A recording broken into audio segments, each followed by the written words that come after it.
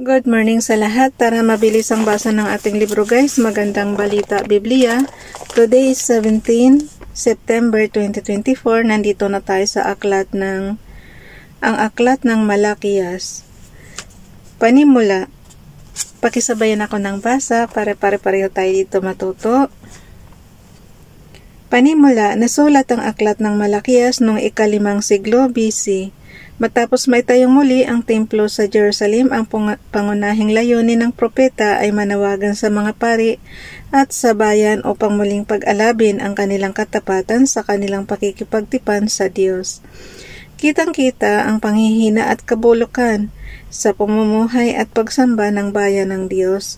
Dinadaya nila ang Diyos dahil hindi nila ibinibigay sa Kanya ang mga dapat nilang ipagkaloob at hindi sila namumuhay ayon sa Kanyang turo. Subalit, darating si Yahweh upang hatulan at dalisayin ang Kanyang bayan. Pauunahin niya ang Kanyang sugo upang ihanda ang daan at upang ipahayag ang Kanyang tipan. Nilalaman ang mga kasalanan ng Israel, chapter 1 verse 1 to chapter 2 verse 16. Ang paghatol at ang kahabagan ng Diyos, chapter 2 verse 17 to chapter 4 verse 6. Hanggang chapter 4 lang siya guys. Kaya na siguro natin basahin to ngayon. Para bukas is nasa nasa New Testament na tayo.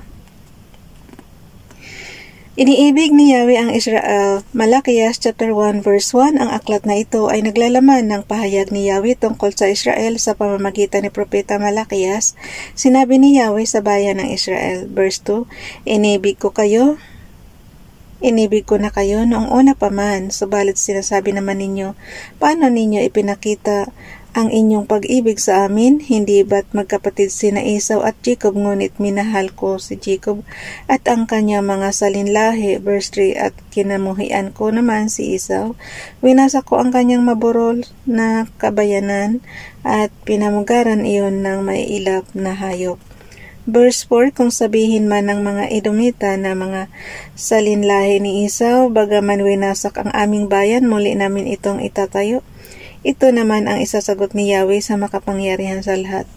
Itayo man nilang muli, iyon ay muli kong wawasakin hanggang sa tawagin silang masamang bansa at bayang kinapupuotan ni Yahweh magpakailanman.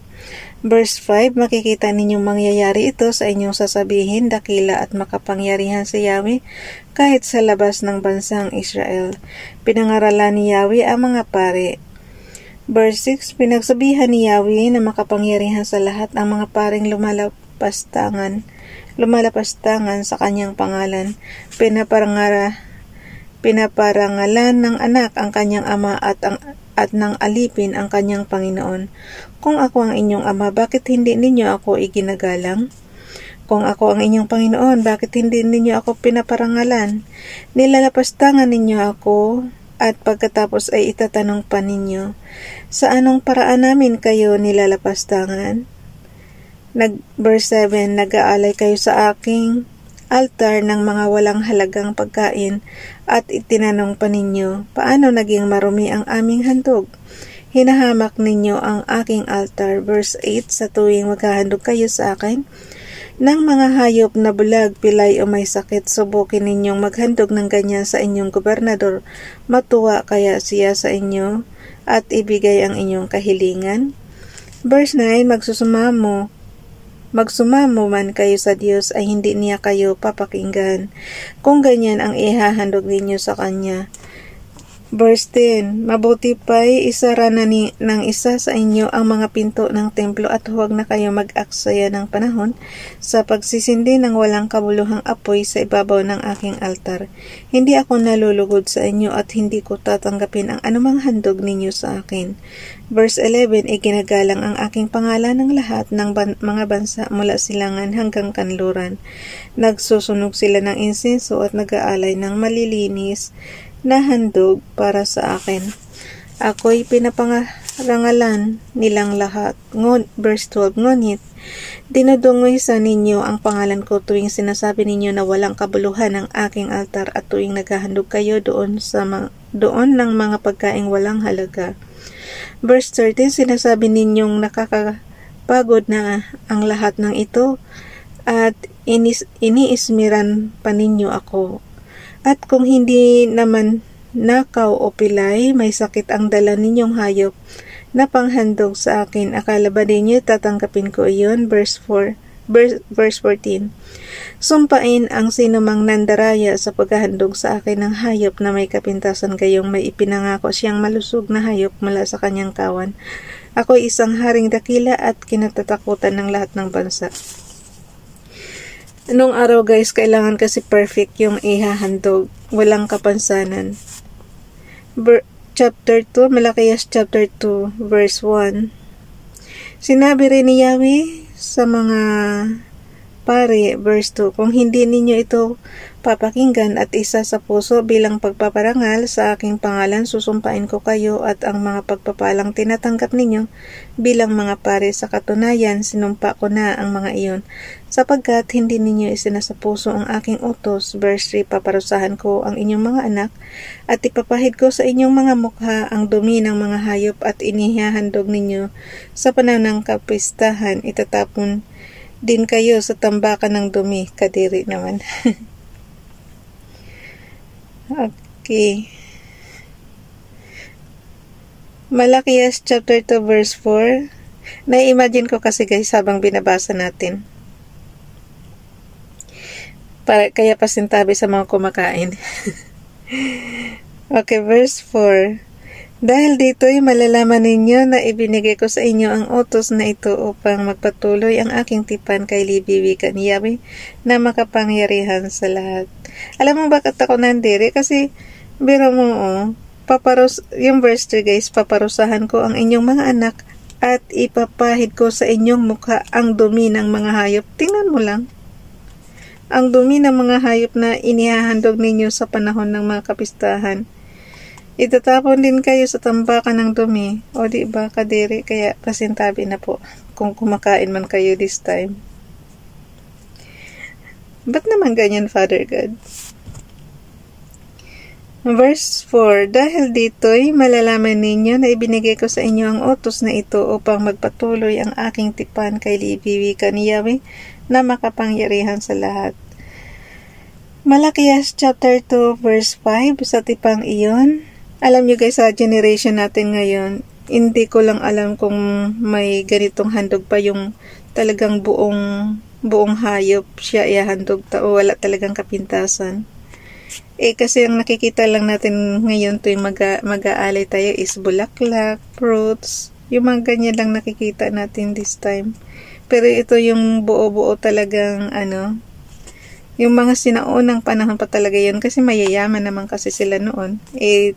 Tayo naman, di naman tayo ganun kayaman. Kilo-kilo nga lang, hindi natin kaya bumili, diba?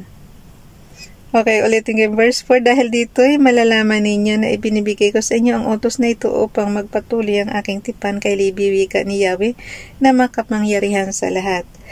Verse 5. Sa tipang iyon, pinangakuan ko siya ng buhay at katiwasayan at ipinagkaloob ko na nga ito sa kanya upang igalang niya ako.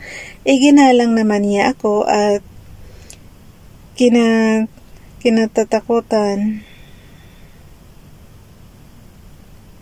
naman niya ako at kinatakutan. Verse 6. Itinuro niya ang tama at hindi ang mali. Namuhay siya ng matuwid at matapat sa akin at tinulungan ang mga maraming tao upang huwag nang gumawa ng kasamaan. Verse 7. Tungkulin ng mga pari na ituro ang tunay na kaalaman tungkol sa Diyos. Sila ang dapat sasangguniin ng mga tao tungkol sa aking kalooban sapagkat sila ang mga sugo ni Yahweh na makapangyarihan sa lahat. Verse 8. Subalit lumilihis kayo sa daang matuwid. Sundan niyo ako guys, nandito na tayo sa verse 8. Malakias chapter 2 verse 8. Subalit lumihis kayo sa daang matuwid at marami ang nabulid sa kasamaan dahil sa inyong katuruan. Sinira ninyo ang aking kasunduan kay Levi, sabi ni Yahweh na makapangyarihan sa lahat. Verse 9. Kaya hahayaan kong kamuhian at hamakin kayo ng mga tao sapagkat hindi ninyo sinusunod ang aking kalooban at hindi pantay-pantay ang inyong pakikitungo sa mga tao kapag sila'y tinuturuan ninyo ang pagtataksil ng Israel. Malakias chapter 2 verse 10, hindi ba iisa ang ating Ama, hindi ba't iisang Diyos ang lumalang sa atin? Kung gayoy, bakit nagtataksil tayo sa isa't isa at nilalapastangan ang tipan ng ating mga ninuno? Verse 11, sumira ang Juda sa kanyang pangako sa Diyos at dahil dito'y naganap sa Israel at sa Jerusalem ang isang sumpang pangyayari. Niyurakan nila ang templo na pinakamamahal ni Yahweh, ang mga lalaki nag-asawa sa mga babaeng sumasamba sa ibang mga Diyos. Verse 12, puksain nawa ni Yahweh sa bansang Israel ang sinamang gumagawa nito at huwag na silang pahintulutan pang makibahagi sa paghahandog kay Yahweh na makapangyarihan sa lahat. Verse 13, kahit padiligin ninyo ang luha ng altar niya, kahit padiligin ninyo ng luha ang altar niya, kahit pa manangis kayo't dumaing, hindi na niya kaluluguran ang mga handog ninyo sa kanya. Verse 14, itinatanong ninyo kung bakit saksi si Yahweh na kayo'y sumira sa pangako ninyo sa inyong asawang pinakasalan ninyo nang kayo'y kabataan pa, sumira kayo sa pangako ninyo sa kanya bagamat nangako kayong magiging tapat sa kanya. Verse 15, hindi ba't pinag-isa kayo ng Diyos sa katawan at sa espiritu? Ang layunin niya ay upang maging tunay na mga anak ng Diyos ang inyong mga supling. Kaya't huwag ninyong pagtaksilan ang babaeng pinakasalan ninyo nang kayo'y kabataan pa. Verse 16, Malakias chapter 2 verse 16, nasusuklam ako sa pagpapalayas at paghihiwalay ng mga mag-asawa, sabi ni Yahweh, ang Diyos ng Israel.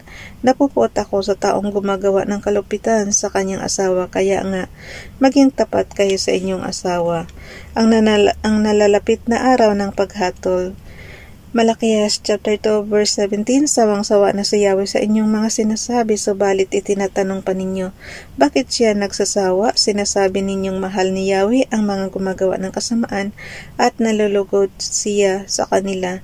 Itinatanong din ninyo, nasaan ang Diyos na makatarungan? Malakias chapter 3 verse 1, sabi ni Yahweh na makapangyarihan sa lahat, ipadadala ko ang aking sugo upang ihanda ang daraanan ko. At si Yahweh na inyong hinahanap ay biglang darating sa kanyang templo, darating ang pinakahintay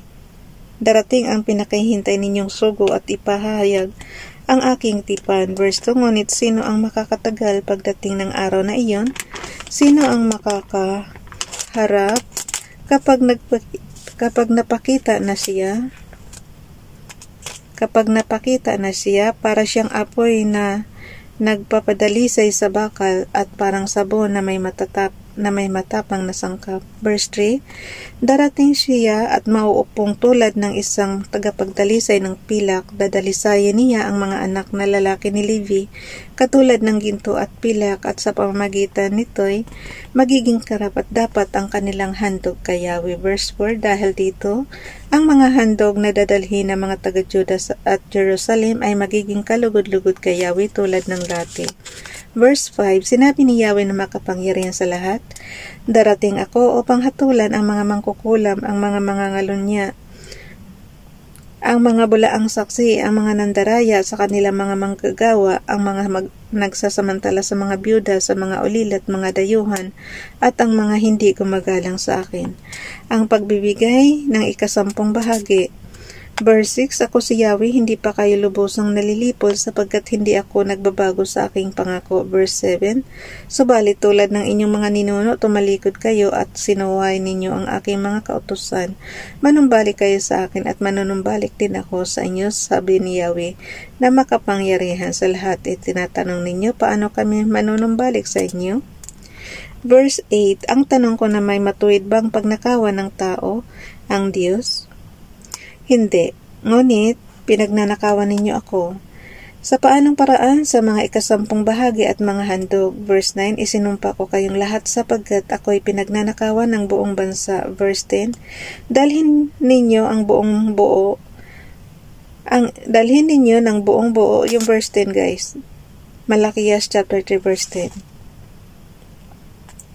Dalhin ninyo ng buong buo ang inyong mga ikasampung bahagi sa tahanan ng Diyos upang matugunan ang pangangailangan sa aking tahanan.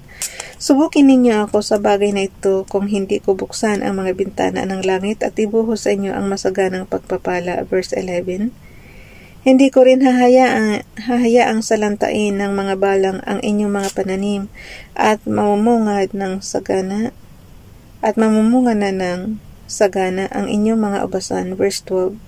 Dahil dito'y sasabihin ng lahat ng bansa na kayo'y mapalad sapagkat napakainam manirahan sa inyong lupain, sabi ni Yahweh na makapangyarihan sa lahat. Ang pangako, Malakias chapter 3 verse 13, masasakit ang sinabi ninyo tungkol sa akin, sabi ni Yahweh. Ngunit ang tanong ninyo, ano ba ang sinabi namin laban sa inyo? Verse 14, sabi ninyo, walang saysay ang maglingkod sa Diyos. Ano ba ang mapapala natin sa pagsunod sa kanyang mga utos o sa pagpapakita natin kay Yahweh na nagsisisi tayo sa nagawa nating kasalanan? Verse 15. Hindi ba't kung sino ang palalo ay siya pang pinagpapala? Hindi lamang nananagana ang masasama kundi sinusubok pa nila ang Diyos sa paggawa nila ng kasamaan, ngunit hindi sila pinaparusahan. Verse 16. Pagkatapos nag-uusap-usap ang mga taong may paggalang kay Yahweh, pinakinggan niyang mabuti ang kanilang usapan, kaya ipinatala niya sa isang aklat ang mga pangalan ng mga gumagalang sa kanya. Verse 17, magiging akin sila, sabi ni Yahweh na makapangyarihan sa lahat, sa araw na ako'y kumilos itatangi ko sila bilang sariling akin. Ililigtas ko sila tulad ng pagliligtas ng isang ama sa anak na naglilingkod sa kanya. Malakias chapter 3 verse 18, muli ninyong makikita ang pagkakaiba ng mabuti at ng masama ng taong naglilingkod sa Diyos at ng hindi naglilingkod sa Kanya. Okay guys, nandito na tayo sa Malakias chapter 4, ang darating na araw ni Yahweh. Malakias chapter 4 verse 1, darating ang araw na gaya ng isang nagbabagang horno, tutupukin ang mga palalo at masasama gaya ng dayami at walang matitira sa kanila. Sabi ni Yahweh na makapangyarihan sa lahat. Verse 2, ngunit sa inyo na nagpaparangal, sa akin ay sisikat ang aking katarungan na tulad ng araw, at ang sinag nito'y magpapagaling sa inyo. Lulundag kayo sa tuwa na parang mga goyang pinalaya sa kulungan.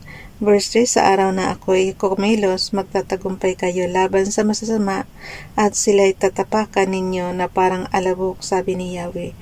Verse 4, alalahanin ninyo ang mga itinuro ni Moises, ang mga tuntunin at kautosang ibinigay ko sa kanya sa bundok ng Sinai upang sundin ng bansang Israel. Malakias chapter 4 verse 5, ngunit bago dumating ang kakilakilabot na araw ni Yahweh, isusugo ko sa inyo si Propeta Elias. Verse 6, muling magkakasundo ang mga ama at ang mga anak, kung hindi mapipilitan ako magtuko riyan at ganap na wasakin ng inyong bayan. Guys, ang isinugo ni Father God si Propeta Elias. Tingnan mo ha, yung verse 5, Malakias chapter 4 verse 5. Ngunit bago dumating ang kakilakilabot na araw ni Yahweh, isusugo ko sa inyo si Propeta Elias. Verse 6, muling magkakasundo ang mga ama at ang mga anak, kung hindi mapipilitan akong magtungo riyan at ganap na wasakin ang inyong bayan. So sa panahon pa lang ni Elias, na dumating na si Father God. Kasi kung hindi daw sinunod, kung hindi daw magkakasundo, mapipilitan si Father God na pumunta. So, ibig sabihin, panahon pa ni, guys, ni Elias. Oo. Bukas, dito na tayo sa bagong tipan. Yung bagong tipan bukas. Bye, everyone. God bless.